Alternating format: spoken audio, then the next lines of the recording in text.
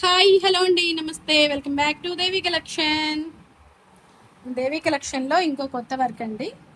Already ఈ work అయితే నేను చాలా రోజుల క్రితం వేశాను, అంటే మిషన్ కొన్న కొత్తలో వేశాను. 1.5 year బ్యాక్ వేసేసాం అనమాట. ఈ వర్క్లో అయితే ఒక 5-6 వేసానండి. చాలా బాగుంటుంది.